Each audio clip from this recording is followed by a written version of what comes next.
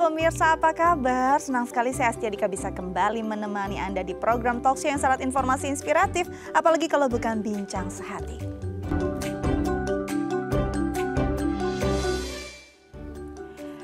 Pemirsa Bincang Sehati, pernahkah Anda mungkin sedang berdiri atau berjalan terpleset lalu jatuh terduduk? Nah, ini biasanya ada benturan di area tulang ekor. Kita biasanya menghiraukan begitu saja ya, mungkin ada lebam ataupun ada rasa sakit sedikit. Tapi apakah impactnya hanya sebagian itu saja atau sebenarnya punya impact yang luar biasa ketika ada benturan di tulang ekor kita?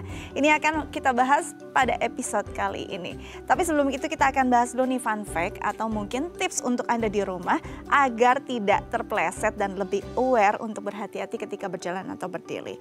Yang pertama adalah pastikan pencahayaan di ruangan itu bagus. Kadang-kadang kita terpleset, mungkin biasanya mau ke toilet gitu ya, ketika terbangun di malam hari, lampu kamar kita kan sudah mulai gelap atau hanya menggunakan lampu tidur. Ini sering sekali nih terjadi terpleset di momen-momen seperti ini. Jadi pastikan ketika memang pencahayaan lagi temaram, kita harus benar-benar hati-hati berpegangan begitu ya. Tapi kalau memang kondisinya memungkinkan area ruangan tersebut bisa terang, dipastikan cahaya yang ada di dalam ruangan itu benar-benar terang agar kita istilahnya bisa tahu nih ada apa saja di lantai yang membuat kita mungkin bisa terpleset. Oke, selanjutnya adalah rajin beres-beres rumah. Nah, siapa yang punya anak kecil di rumah nih? Kadang-kadang kalau punya anak kecil di rumah baru diberesin rumahnya ya, di lantai sudah berserakan lagi nih, mungkin ada Lego, boneka-boneka kecil. Nah, ini yang akan membuat atau memungkinkan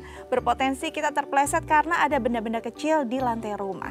Jadi pastikan ketika anak-anak bermain mungkin ya kita berikan ruangan khusus untuk bisa mereka kalau mau berantakan di situ deh. Jadi tidak mengganggu aktivitas atau mobilitas anggota keluarga yang lain. Tapi kalau tidak ada ruangan, tidak cukup juga untuk memberikan space untuk anak-anak, mungkin paling tidak kita bisa membereskan rumah secara berkala dan kita bisa memberikan kondisi ruangan yang benar-benar aman agar tidak ada benda-benda kecil di lantai yang bisa membuat kita terpleset. Oke, selanjutnya adalah pasang pegangan di area tertentu. Nah, ini juga penting nih. Kadang-kadang mungkin yang paling susah ketika kita bangun dari toilet gitu ya. Ini kan kita susah nih berpegangan. Mungkin temboknya juga licin. Nah, kalau memang ada lansia atau ada anak-anak di sana atau memang orang-orang dengan berat badan tertentu yang memang sulit untuk bangun dari toilet, ini mungkin bisa diberikan pegangan di area tersebut untuk penopang ketika berdiri agar tidak jatuh ataupun terpleset. Oke, selanjutnya adalah pilih alas kaki yang tepat. Nah, ini paling penting karena kita sering sekali terpleset karena alas kaki kita yang sudah mulai licin atau mungkin alas kaki yang memang tidak digunakan di tempatnya begitu ya. Ketika kita jalan-jalan ke area-area berbatu, tidak menggunakan sendal gunung yang tepat, akhirnya sepatu atau alas kaki yang kita gunakan ini tidak bisa menopang badan kita dengan baik. Akhirnya terjadilah itu jatuh dan juga terpleset. Jadi benar-benar ya, pilih alas kaki yang tepat. Nggak apa-apa kok punya koleksi beberapa sepatu, bukannya boros, tapi memang ini sesuai kegunaan. Oke, yang terakhir adalah olahraga teratur. Nah, kenapa sih olahraga teratur penting? Karena olahraga teratur akan membuat massa otot kita lebih kuat juga. Jadinya kita juga mungkin bisa jadi orang yang lebih paling tidak sigap ketika mungkin terpleset atau mungkin ada goncangan sedikit gitu ya, tidak mudah jatuh, tidak mudah ada benturan di tulang ekor kita. Nah, ini penting sekali nih. Semoga tips tadi bisa ya berguna untuk Anda. Nanti kita lanjut lagi dengan tema kita hari ini, tapi kita harus jeda terlebih dahulu. Pemirsa jangan kemana-mana, tetap bersama kami di Bincang Sehati.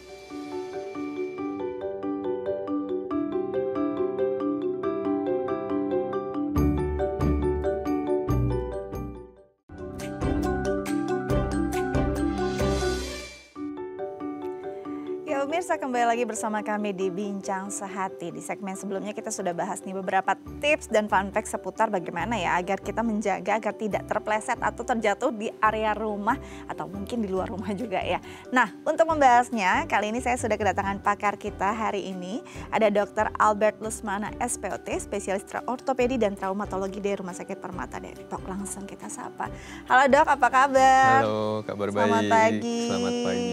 Semangat hari ini ya Dok ya? Semangat. Kita kasih tips untuk pemirsa di rumah. Oke, yang mau saya tanyakan pertama kali, mau konfirmasi nih beberapa tips atau fun fact yang sebelumnya sudah kita bahas tentang bagaimana kita menjaga agar kita tidak terjatuh ataupun terpeleset di dalam rumah.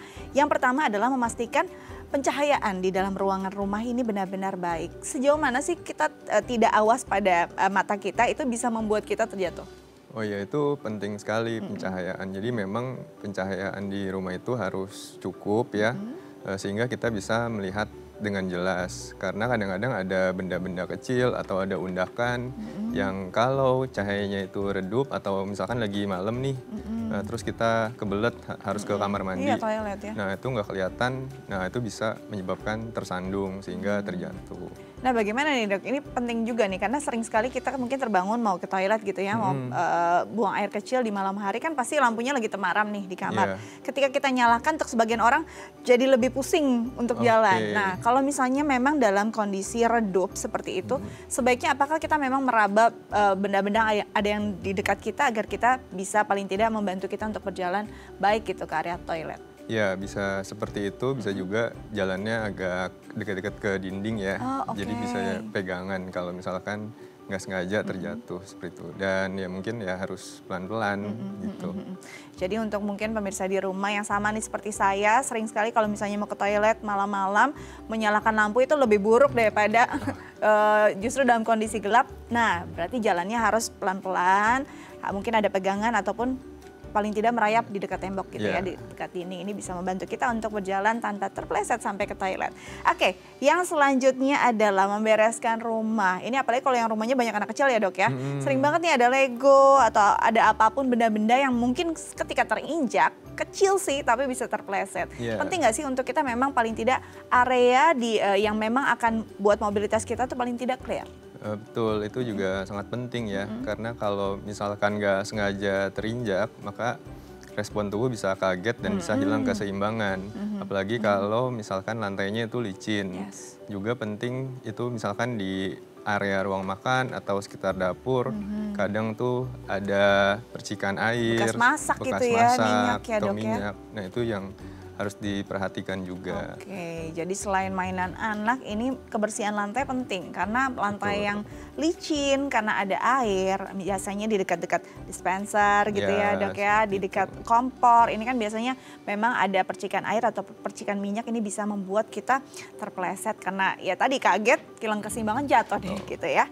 Oke, selanjutnya adalah memasang pegangan di area tertentu. Pegangan-pegangan itu yang biasanya yang krusial di mana sih? Yang kalau saya tahu mungkin pegangan yang bisa menjadi alat bantu adalah di dekat toilet tadi. Tapi sebenarnya di area mana saja yang mungkin bisa jadi alat pegangan bantu?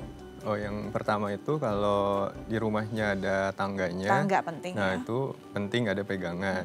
Yang kedua di kamar mandi memang penting, terutama apabila kita tinggal dengan orang tua atau yang sudah lanjut usia seperti itu, nenek kita.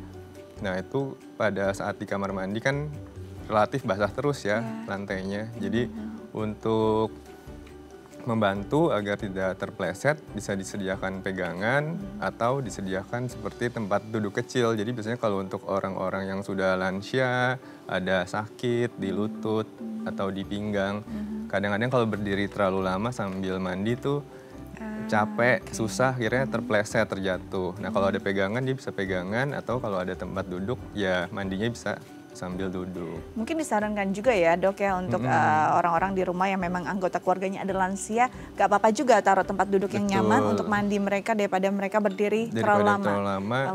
Capek, kepleset, waduh. Nah ini bagus juga nih untuk tips tambahan, memberikan tempat duduk yang nyaman untuk para lansia ketika mereka mandi. Jadi kan sambil shower gitu ya, nggak perlu berdiri lama-lama. Itu karena berbahaya juga ketika jatuh di kamar mandi.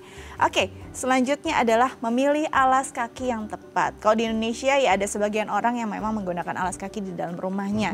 Nah slipper sendiri kan beda-beda nih ya dok ya. Ada yang memang bahannya berbulu gitu ya biar lucu-lucu. Tapi kadang-kadang suka jadi keserimpet sendiri sama si bulunya saking lucunya gitu ya. Mungkin slipernya ada kupingnya kayak gitu-gitu. Sebenarnya penting nggak sih untuk kita memilih kenyamanan dulu nih dibanding estetikanya saat menggunakan alas kaki dalam rumah? Ya yang penting sih alas kakinya, kalau mau pakai alas kaki itu nggak licin. Jadi bawahnya solnya itu ada anti-slip gitu ya? Anti-slipnya gitu.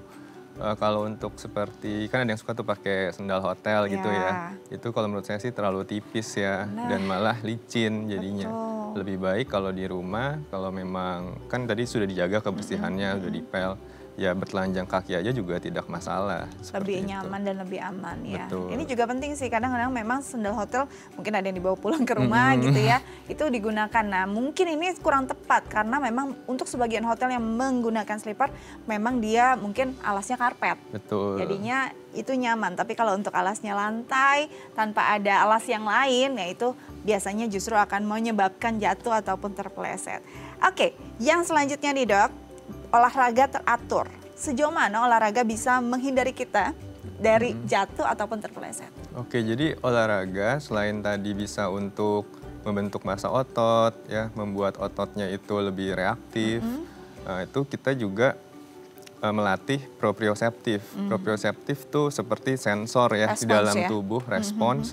Jadi tubuh itu tahu kemana kita bergerak, sehingga suatu saat nggak sengaja kita terpeleset, tubuh bisa langsung dengan cepat merespon, oh ototnya yang ini yang harus bergerak, sehingga kita tidak sampai jatuh. Oke, itu penting ya, itu karena penting juga. Reaksi kita terhadap lingkungan, reaksi kita terhadap benda-benda ada di sekeliling itu juga penting. Nah itu harus dilatih responsnya, karena banyak orang kanan sama kiri aja suka nggak bisa bedain Dok. Itu bingung deh. Nah makanya jangan sampai, mungkin itu bisa olahraga yang mulai hari ini. Oke Dok, nanti kita akan lanjut lagi dengan tema utama kita, tapi kita harus jeda terlebih dahulu. Pemirsa jangan kemana-mana, tetap bersama kami di Bincang Sehati.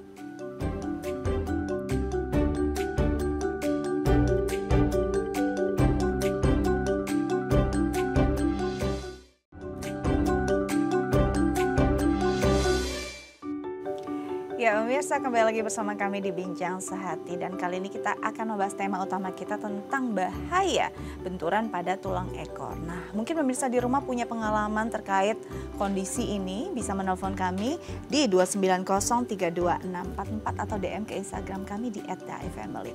Oke, untuk bahasnya kita masih bersama dengan Dr. Albert Lesmana SPOT, spesialis ortopedi dan traumatologi dari Rumah Sakit Permata Depok. Dr. Albert, kita balik lagi nih, kali ini kita bahas tentang tulang ekor. Nah sering banget ya orang memang merasakan tumbukan gitu atau benturan di tulang ekor, tapi akhirnya menghiraukan saja karena mungkin awalnya nggak tahu fungsi tulang ekor tuh apa. Tulang ekor sebenarnya fungsinya apa sih Dok? Ya, jadi tulang ekor itu adalah bagian dari tulang belakang ya. Dia itu bagian yang paling ujung. Nah, dia itu fungsinya adalah sebagai tempat perlekatan otot-otot dasar panggul.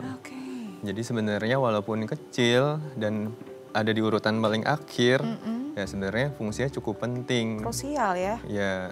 Oke, dan akhirnya mungkin karena banyak yang nggak tahu, ya udahlah bagian kecil gitu dibandingkan mungkin tulang-tulang yang lebih panjang, bagian-bagian yang lebih panjang, jadi kadang-kadang nggak terlalu difikirkan gitu. Nah, sebenarnya kondisi-kondisi apa saja yang memungkinkan seseorang bisa terjadi benturan pada tulang ekornya? Apakah hanya saat terjatuh saja atau bagaimana?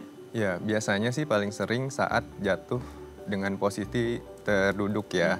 Tapi bisa juga karena kecelakaan lalu lintas atau terbentur atau waktu olahraga ketendang, ya itu juga bisa terjadi kadang-kadang. Tapi memang paling sering karena jatuh terpeleset dan terbentur di area bokong seperti itu. Baik, jadi banyak hal yang bisa terjadi, tapi paling banyak mayoritas memang ketika terjatuh karena itu benturan yang paling keras gitu ya, Dok ya. Nah, Dok, biasanya apa sih yang dirasakan seseorang ketika terjadi benturan pada tulang ekor? Apakah langsung cedera pada cedera serius atau sebenarnya bisa nih menjadi satu akumulasi diawali dengan cedera yang ringan? Biasanya kalau ringan ya, karena area tulang ekor itu memang adanya di bagian bokong. Biasanya otot-otot bokong itu akan menahan dulu impact-nya. Nah, apabila memang mungkin berat badannya agak berlebih atau jatuhnya cukup tinggi dari tangga, jatuh terduduknya, nah itu akan gayanya itu tekanannya akan mengenai tulang ekor.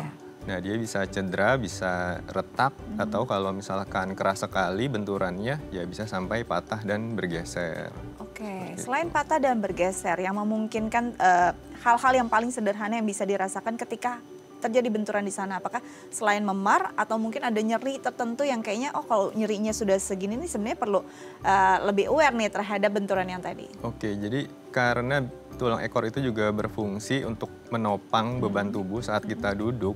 Jadi biasanya kalau kita duduk nggak di sofa ya, atau di kursi yang agak keras gitu, itu akan nyeri. Jadi untuk duduk pun nggak bisa nih duduk tegak seperti ini.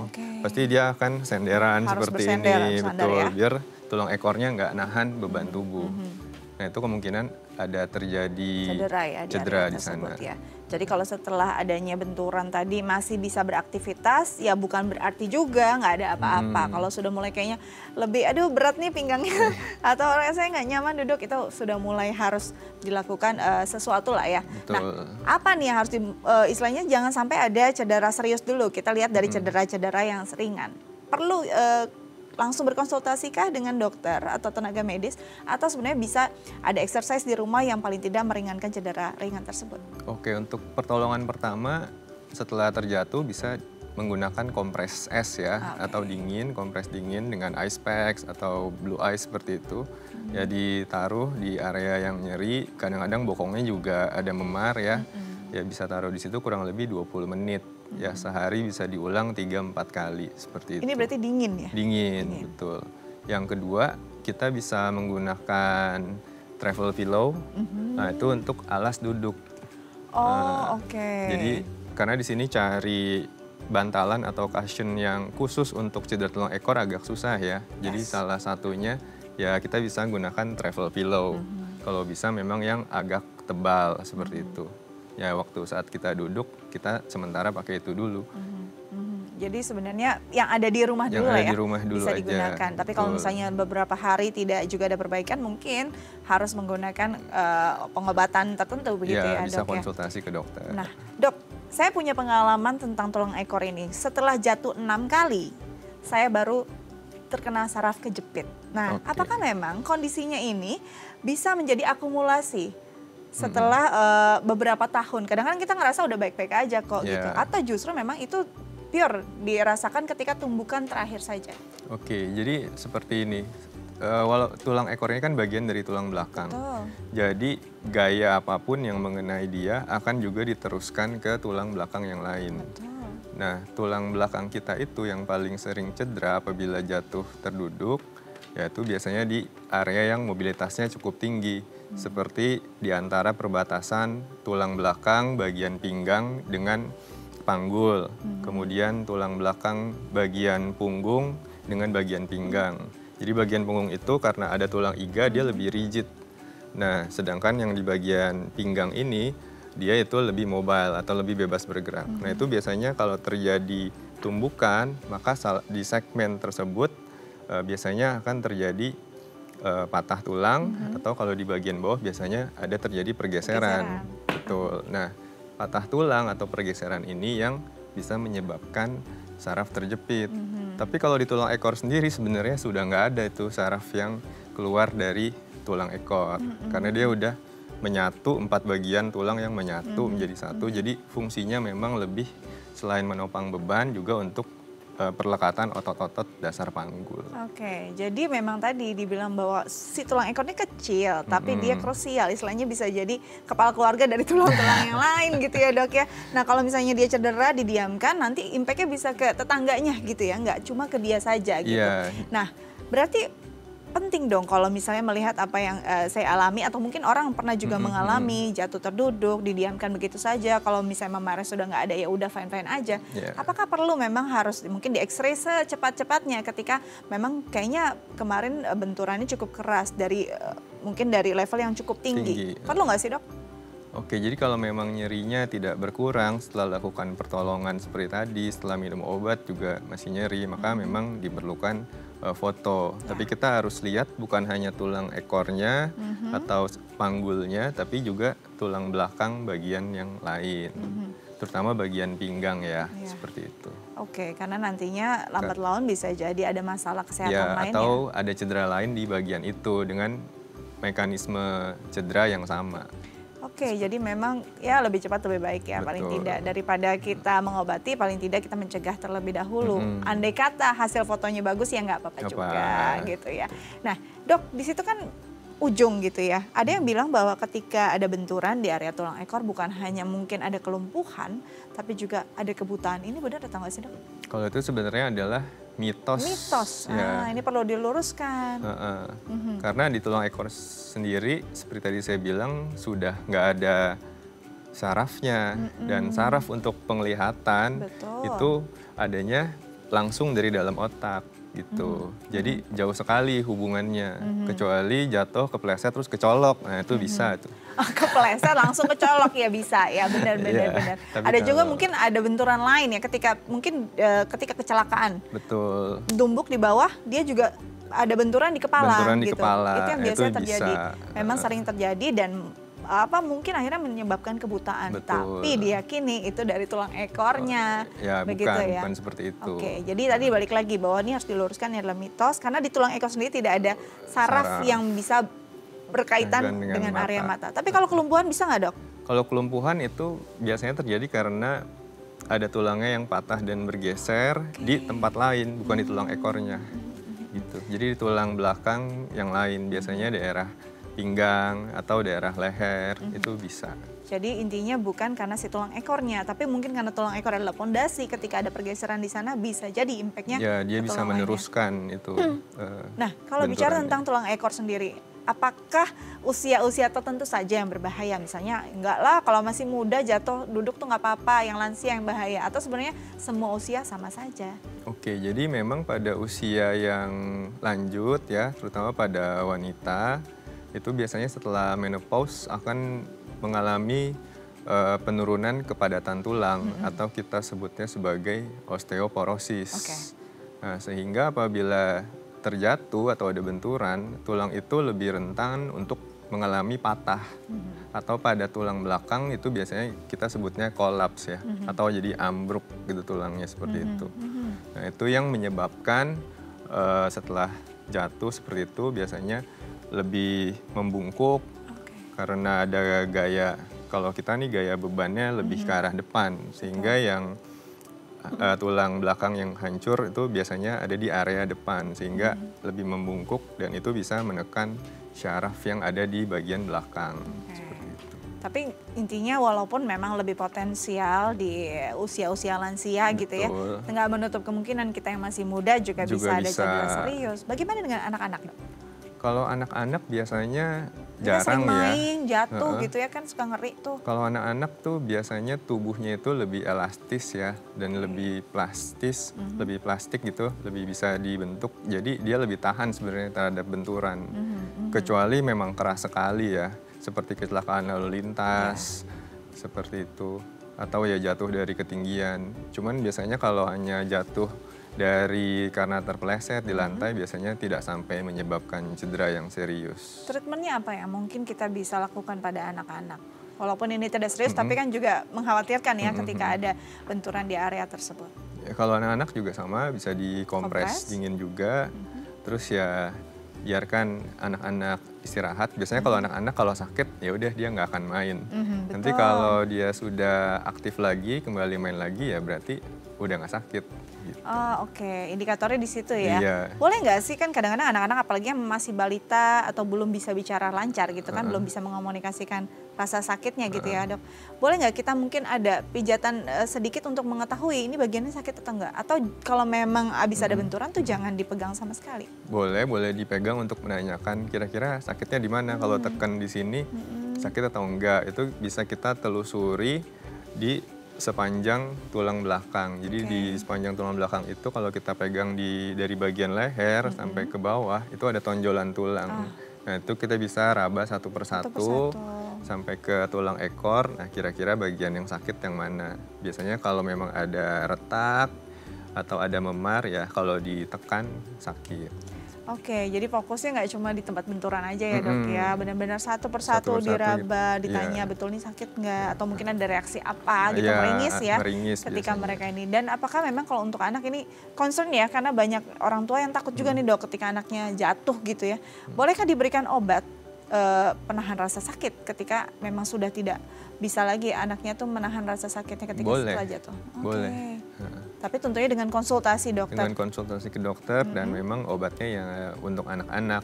Nggak bisa obat untuk dewasa, penanganan rasa sakit untuk orang dewasa dikasih ke anak. Gitu. Oke, jadi memang tidak boleh memberikan obat oral tanpa ada, apalagi obat-obat penahan nyeri gitu ya, penghilang nyeri ini obat yang cukup keras, jadi harus berkonsultasi dengan dokter, apalagi dokter anak mungkin dengan dosis tertentu juga. Yeah. Nah, Dok, kalau kita bicara tentang benturan gitu ya, ini kan kadang-kadang hari itu nggak kerasa, besoknya nih tiba-tiba, aduh mau bangun tidur susah banget gitu ya. Bisa nggak sih sebenarnya dicegah untuk impact yang lebih parah? Walaupun saat itu kayaknya nggak ada rasa sakit gitu. Oke, ya sebenarnya sih observasi ya. Kadang-kadang setelah terjadi benturan maka akan terjadi peradangan di area tersebut. Dan dalam 24 jam sampai 48 jam pertama itu biasanya peradangannya akan masih terus berlangsung sehingga lama-kelamaan masih sakit, makin sakit ya. Terus ya otot-otot di sekitar tempat yang cedera akan melakukan kompensasi biar di area tersebut tidak terlalu banyak bergerak karena dia akan menjaga. Nah sehingga kadang-kadang tuh antara pinggangnya atau pahanya itu akan menjadi lebih pegel nyeri gitu rasanya. Gitu ya, linu lah ya istilahnya ya. Oke, jadi mungkin nggak hari itu juga atau saat itu juga bisa jadi lebamnya ataupun peradangannya 24 jam baru ada rasa. Jadi 1-2 hari baru terasa. Nah, mungkin observasi dan juga mungkin antisipasi diperlukan juga ya untuk kondisi-kondisi semacam ini ya dok ya. Baik, nanti kita lanjut lagi dengan dokter kita, tapi kita harus jeda terlebih dahulu. Jangan kemana-mana, tetap bersama kami di Bincang Sehati.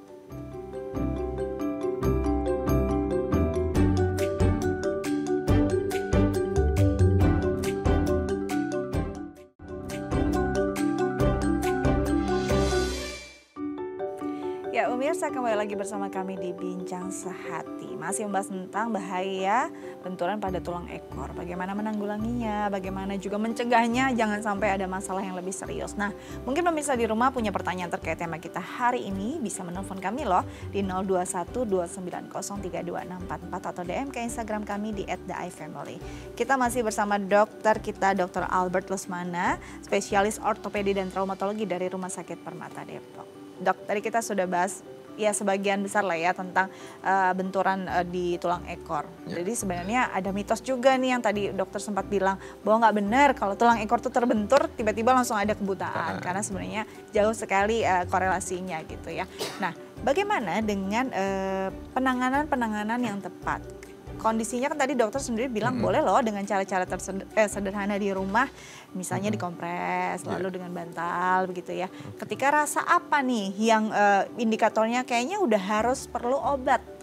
Berapa hari ketika seseorang merasa sudah tidak nyaman atau mungkin ada sakit yang seperti apa ketika kita harus sudah mengonsumsi obat anti nyeri atau pereda nyeri? Oke, jadi sebenarnya kalau nyeri itu udah pasti ya. Biasanya bisa dirasakan seketika atau besoknya baru sakit. Ya bisa segera konsultasi ke dokter. Oh, sudah langsung nggak apa-apa? Untuk dapat obat nyeri juga nanti bisa diresepkan untuk obat oles atau kalau obat oles sih boleh beli di apotik ya. Seperti itu bisa dioleskan ke sana.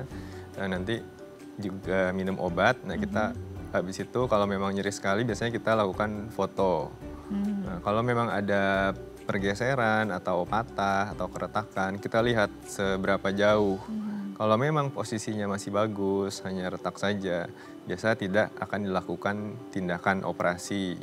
Jadi memang biasanya suruh istirahat, terus pakai tadi bantal donat seperti itu atau travel pillow di rumah. Terus ya sudah kita tunggu sampai nanti tulangnya akan nyambung kembali, akan sembuh. Nah yang harus diperhatikan yang berbahaya adalah apabila setelah terjatuh itu terasa seperti ada nyeri yang menjalar dari pinggang ke kaki. Terus apabila ada bagian di kaki, paha atau di betis itu yang mati rasa. Ya atau tiba-tiba kok kakinya yang ini jadi lebih lemah nih kalau jinjit atau numpuk gitu. Nah itu kemungkinan ada cedera juga di tempat lain, di tulang belakang yang lain yang bisa menyebabkan jepitan syaraf. Nah itu harus segera ditangani dan konsultasi ke dokter. Jadi tadi kalau bisa dirangkum ya, ada rasa-rasa menjalar, sakit yang menjalar ya. Ini indikator atau khasnya dari saraf nih ya, Dari biasanya saraf, menjalar. Lalu ada sepertinya ada pelemahan di salah Ada satu kelemahan bagian salah satu gitu ya. bagian. Nah ini juga perlu ditangani lebih lanjut. Dok, kalau setelah jatuh ada orang takut nih harus gimana? Sama lah kalau kita habis kecelakaan nggak berani untuk memindahkan si pasien. Setelah jatuh juga begitu nggak sih dok? Atau mungkin jangan langsung duduk, jangan langsung tiduran atau jangan langsung berjalan. Atau mungkin ada tips gitu ya agar ketika setelah jatuh posisinya tuh jangan sampai salah. Oke, ya kalau jatuh kita tenangkan dulu pasiennya, terus kondisi sekitarnya juga kita pastikan aman dulu. Baru kita cek pasiennya seperti itu, bagian mana yang nyeri, ya baru setelah itu pelan-pelan kita kalau misalkan terjatuh di lantai gitu ya, ya kita kalau memang oke nyerinya bagian bokong seperti itu. Ya biasanya pasien dimiringkan dulu, dicek kalau memang sudah nyerinya berkurang, ya baru pasiennya nanti dibantu pelan-pelan untuk berdiri. Oke, jadi jangan langsung, aduh langsung diangkat gitu ya kan, kadang-kadang kita jangan. panik gitu ya, itu justru bisa memperburuk juga cederanya ya. Jadi didiamkan dulu, Diamkan tenang dulu, dulu, tenang mungkin dulu. diberi minum dulu boleh ya dok ya? Ya Oke, boleh. dan kalau sudah aman dia merasakan badannya nggak ada yang terlalu berbahaya atau ngerasa sakitnya tuh berlebihan, baru bisa kita pindahkan. Betul. Nah, jadi nggak memastikan nggak ada yang patah juga tadi Iya. gitu ya. Nah, kalau kondisi-kondisi yang tadi dokter bilang berbahaya nih, kalau sudah ada yang menjalar atau mungkin ada yang lemah di bagian tertentu, memang dibutuhkan hanya pengobatan oral saja kah atau sudah mulai masuk nih ada treatment pengobatan fisiknya? Oke, biasanya kalau untuk yang baru saja terjadi atau acute, biasanya kita kasih obat-obatan oral dulu sambil kita lakukan pemeriksaan lanjutan. Biasanya kalau sudah ada gejala penjepitan di syaraf, kita akan selain kita minta ronsen, kita juga minta pemeriksaan MRI. Karena dari situ bisa terlihat saraf bagian mana yang mengalami jepitan dan jepitannya disebabkan oleh apa. Seperti itu. Baik, jadi memang kalau di awal-awal ya oral dulu ya, agar badannya enak dulu, nggak bisa langsung ada fisioterapi atau apapun. Ya. Kalau fisioterapi sendiri itu bisa dilakukan ketika kondisinya sudah seperti apa? Oke, jadi pada dasarnya kita redakan dulu nih peradangannya. Peradangan biasanya berlangsung 1-2 minggu. Nah setelah peradangannya sudah reda, baru kita lakukan fisioterapi untuk yang pertama melenturkan kembali otot-otot yang cedera tadi. Ya, juga biasanya kalau memang nyeri sekali dan nyerinya ada di bukan hanya di tulang ekor tapi di punggung, biasanya dokter kadang merekomendasikan menggunakan seperti korset ya atau lumbar support untuk awal-awal. Nah, setelah itu kan ototnya kan berarti istirahat tuh. Nah, setelah 2 minggu baru kita fisioterapi untuk peregangan dan selanjutnya penguatan. Nah itu dia, jadi jangan langsung ketika memang sedang cedera-cederanya langsung ada stretching, langsung ada penguatan, kayaknya justru akan memperburuk juga dan kondisi badannya juga belum kuat juga sebenarnya untuk melakukan itu. Oke, sebelum kita lanjut nih ada DM dari pemirsa. Oke, pertanyaan dari pemirsa lewat DM Instagram ya, Dok dari @rido. Pertanyaannya, Dok 2 hari yang lalu saya sempat jatuh terduduk dari motor. Posisi saya dibonceng, berarti di belakang ya, jok belakang ya dok ya. Sekarang saya sih tidak merasa sakit. Apa sebenarnya saya perlu periksa ke dokter atau tidak? Apa nanti ada efek jangka panjang atau tidak? Begitu dok. Jadi 2 hari yang lalu jatuh dari motor, posisinya terduduk, nggak ada sakit sih. Tapi ada kekhawatiran nanti ada masalah nggak ya di hari lainnya? Oke, ya jadi kalau tidak ada rasa sakit, ya kemungkinan benturan yang terjadi itu bisa ditangani oleh otot-otot yang ada di sekitar tulang ekor tadi, seperti otot yang di bokong, otot paha, dan kemungkinan Mas Rido kan masih muda ya, jadi kemungkinan ototnya masih sigap, masih baik responnya, ya sehingga tidak perlu khawatir, tapi tetap diperhatikan gitu dalam beberapa hari ini, apakah timbul atau tidak. Kalau tidak timbul rasa sakit ya sudah, boleh aktivitas seperti biasa. Boleh aktivitas seperti biasa nih Mas Rido ya, tapi hati-hati lagi jangan sampai jatuh lagi dari motor gitu ya dok. Oke, dok tadi kan bicara tentang bahwa memang kalau mau fisioterapi pun paling tidak harus diredakan dulu nih sakitnya 2 minggu. Tapi ada banyak yang habis jatuh langsung ke tukang urut. Gimana nih dok, boleh nggak sih? Oke, kalau itu kan memang salah satu bagian dari Alternatif tradisi ya? ya. Betul. Cuman saya tidak merekomendasikan. Karena kalau kita manipulasi bagian yang sedang cedera, maka akan semakin memperparah. Malah nanti bengkaknya bisa lebih bengkak lagi dan lebih nyeri akhirnya. Jadi tidak direkomendasikan, walaupun ada sebagian orang yang merasa lebih enak ya setelah urut, tapi sebenarnya ya bagian yang sedang meradang sebaiknya tidak ada rilis di situ ya. Jadi ditenangkan dulu. Ditenangkan dulu. Jadi memang nggak boleh juga ya kita walaupun nggak ke tukang urut pijet-pijet di rumah sendiri gitu dok. Rasanya lebih enak nih kalau ditekan kayak di bagian itu sebaiknya juga jangan ya? Ya sebaiknya jangan, cukup dikompres aja. Biasanya dengan kompres es sudah cukup meredakan nyerinya.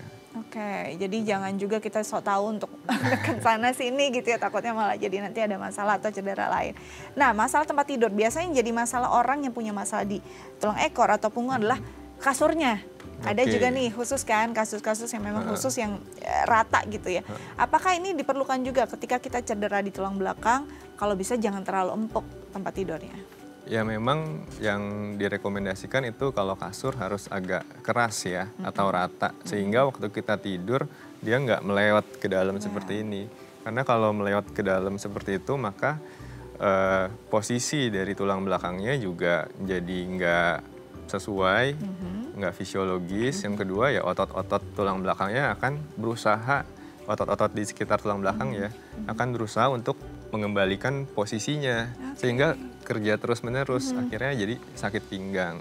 Apalagi kalau ada cedera, makin berat lah kerjanya. Nah itu dia ya yang tadinya fine-fine aja kok setelah 3 hari baru sakit. Bisa jadi karena tidurnya tadi ya. Padahal sebenarnya cederanya ada nih tapi belum gitu terasa ketika salah posisi tidur itu juga memperburuk. Nah katanya kalau tidur miring juga kalau bisa ada sanggahan gitu ya dok. Katanya kalau tidur miring itu juga memperberat posisi atau kerja dari tulang punggung kita atau gimana dok? Ya sebenarnya nggak masalah sih untuk karena memang kadang-kadang kita nggak bisa satu posisi tidur aja ya. Betul, kan pegel ya kalau kita harus terus telentang gitu ya. Jadi untuk tidur miring tidak ada masalah sebenarnya. Biasanya memang pakai guling gitu ya untuk lebih nyaman seperti itu. Fungsi posisinya. guling itu sebenarnya itu ya dok ya.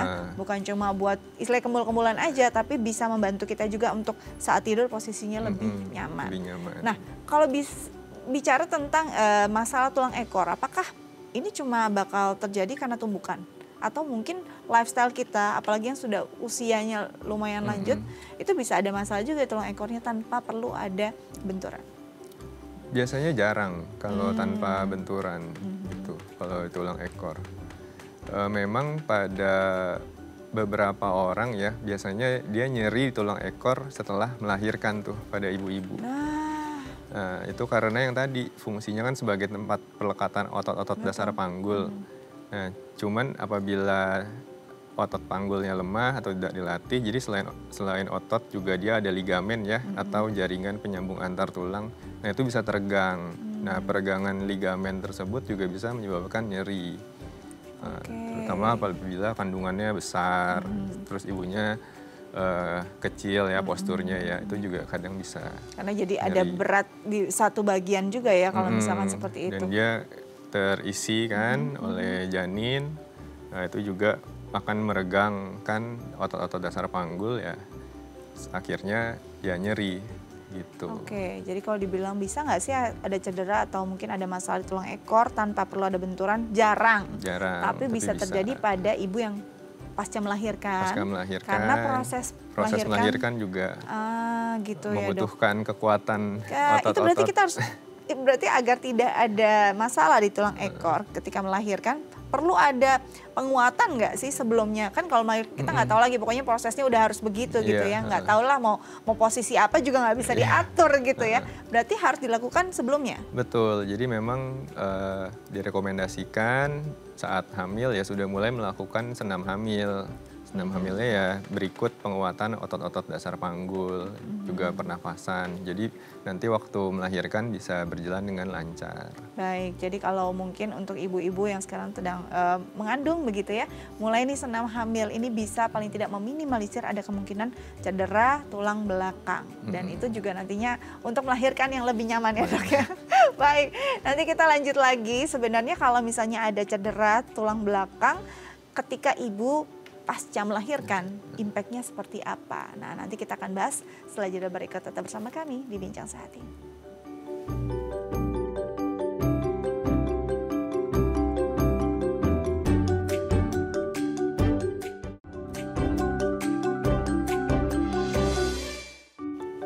Ya pemirsa, kembali lagi bersama kami di Bincang Sehati. Dan kali ini sepertinya sudah ada penelpon nih yang mau tanya tentang tema kita hari ini. Langsung kita sapa ya dok ya.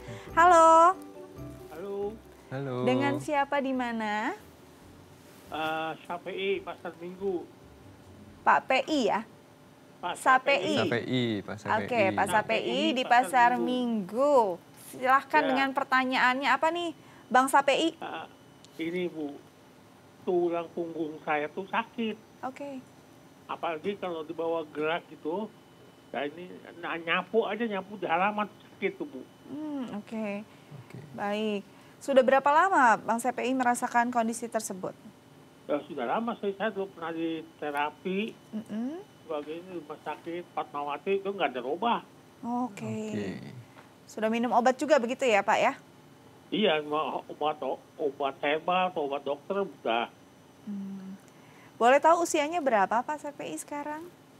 Usia saya alhamdulillah 77. Alhamdulillah 77. Mungkin dokter kita, Dokter Albert nih mungkin ada yang mau ditanyakan untuk memperjelas sebelum menjawab pertanyaannya. Oke, sekarang Pak SAPI selain nyeri di punggungnya, di pinggangnya, apakah ada nyeri yang menjalar ke kaki Pak? Dengkul Pak. Ke dengkul juga, oke. Iya dengkul. Dengkulnya juga ada sakit. Gimana? Dengkulnya juga Dengkulnya ada terasa sakit ya, Pak? sakit Iya ya? sakit itu dengkul ya. Oke. Cukup Pak? Ya, Cukup ya dok ya? Baik. Coba dijawab oleh dokter kita ya Pak SAPI ya. Jangan nyapu dulu, didengar dulu dokter yang ngomong apa ya. Silakan dok. Oke, jadi nyeri punggung atau nyeri pinggang pada pasien di usia yang sudah 77 ya. 77 tahun, yaitu biasanya bisa disebabkan karena sendi-sendi di tulang belakangnya memang sudah mengalami pengapuran seperti itu. Dan juga keelastisan dari bantalan sendi di tulang belakangnya itu juga sudah berkurang. Sehingga otot-ototnya sekarang lebih banyak bekerja ya untuk menopang dari tulang tersebut. Dan biasanya akan mengalami perubahan struktur tuh, dia lebih membungkuk pada usia yang lebih lanjut ya. Nah, sehingga selain ototnya bekerja lebih berat, dia juga teregang karena posisinya seperti itu. Yang kedua ya kemungkinan Pak SAPI juga kemungkinan ada nyeri atau pengapuran di kedua lututnya tadi. Itu juga mempengaruhi postur sehingga nggak bisa berdiri secara tegak seperti itu. Ya mungkin butuh pemeriksaan lebih lanjut ya. Kita harus lihat dari foto ronsennya atau memang kalau ada gejala seperti itu ya kita harus lihat MRI-nya untuk lihat kemungkinan memang sudah ada penjepitan ya atau pengecilan dari kanal saraf di bagian pinggang. Ya mungkin kalau dengan fisioterapi sudah, obat sudah, dengan suntikan sudah, ya tidak ada perkembangan, ya mungkin pilihan terakhir memang dilakukan pembedahan gitu. Tapi memang kita harus evaluasi dulu secara dari pemeriksaan fisiknya secara lebih lengkap dan juga dari pemeriksaan penunjangnya seperti Jadi memang perlu bertahap ya kalau memang sampai sudah dengan obat-obatan, terapi tidak juga membaik, mungkin nantinya ada pembedahan tapi perlu konsultasi langsung nih kayaknya ya dengan dokternya. Nah, kalau bicara tadi ya, ini kan satu hal yang mungkin dirasakan sehari-hari, menyapu atau mungkin menunduk begitu. Nah, apakah kondisi-kondisi yang membuat ketidaknyamanan ini sebaiknya jangan dilakukan atau justru dilakukan saja? Ada sebagian orang berpikir nggak apa-apa dilakukan biar terlatih. Sebenarnya yang benar tuh gimana mindsetnya? Jadi yang benar sebelum kita melakukan aktivitas yang bisa menyebabkan nyeri seperti tadi aktivitas nyapu gitu ya. Itu yang pertama mungkin gagang sapunya kependekan. Kependekan jadi sehingga terlalu nunduk. kita terlalu nunduk. Yang kedua nyapunya mungkin kelamaan, mungkin rumahnya besar atau kebunnya besar. Nah akhirnya nggak sadar nyapu ternyata udah 2 jam nyapu halaman gitu. Betul, keasikan ya nyapu ya. Atau bersihin rumah, semua kamar dibersihin. Jadi kita harus limit, harus dikasih batas waktu untuk melakukan aktivitas tersebut. Jadi harus dicicil. Yang ketiga, kalau memang, wah nih kalau saya nyapu sakit pinggang nih pasti. Berarti harus dilakukan stretching dulu sebelum melakukan aktivitas. Biar otot-ototnya nggak kaget. Jadi stretching dulu sebelum nyapu ya? Selain untuk nyapu juga sebenarnya apapun itu untuk aktivitas sehari-hari memang membantu ya. Jadi pagi-pagi bangun tidur itu kan otot kita habis istirahat tuh. Nah harus kita rangsang dulu sedikit biar siap menghadapi aktivitas yang mungkin akan menyebabkan kondisi-kondisi tidak nyaman. Sebenarnya pilihan Anda juga nih kira-kira mau seperti apa. Apakah kalau memang udah nggak nyaman banget, coba toolsnya diganti ya. Nah, toolsnya diganti yang membuat posisi badannya lebih nyaman. Kalau masih nggak nyaman, coba waktunya jangan kepanjangan gitu ya. Kalau misalnya masih nggak nyaman, stretching dulu sebelum melakukan. Kalau saya pilih nggak melakukan. Ada juga bagian-bagian orang yang nggak apa-apa saya rebahan aja. Tapi tetap walaupun rebahan harus dilatih ya dok ya. Paling tidak kita harus bergerak agar otot kita lebih kuat. Karena ini berkaitan juga dengan kekuatan otot ya nggak sih dok? Sangat setuju. Sangat setuju. Jadi jangan sampai kita akhirnya gara-gara terlalu sayang, nggak mau kesakitan, akhirnya kita nggak bergerak dan akhirnya kita justru membuat badan kita makin tidak siap menerima topangan-topangan atau menerima benturan-benturan itu yang nggak baik juga. Oke, dok, terima kasih banyak loh sudah berbagi bersama kami di Bincang Sehati. Masih banyak sebenarnya mau dibagi ya untuk pemirsa atau kita bahas, tapi waktunya ini belum sempat dan mungkin nanti episode lain kita bahas lebih lanjut lagi, terutama untuk para moms ataupun para ibu yang pasca melahirkan. Ini penting sekali infonya. Dokter, terima kasih banyak. Tetap jaga kesehatan. Semoga bisa kembali lagi di Bincang Sehati untuk berbagi untuk kita semua ya. Terima kasih. Baik pemirsa di rumah, bagaimana info dari dokter kita hari ini? Semoga berguna untuk Anda. Langsung dicatat-catat ya. Tapi bagi Anda yang mungkin tadi baru nontonnya di akhir-akhir nih, boleh loh. Kita nanti ada tayangan ulangnya juga di jam 11 malam atau bisa menonton kami juga di tayangan YouTube kami ya di Daai Family. Oke, pemirsa Bincang Sehati, akhir kata saya Astia Dika pamit undur diri, sampai jumpa.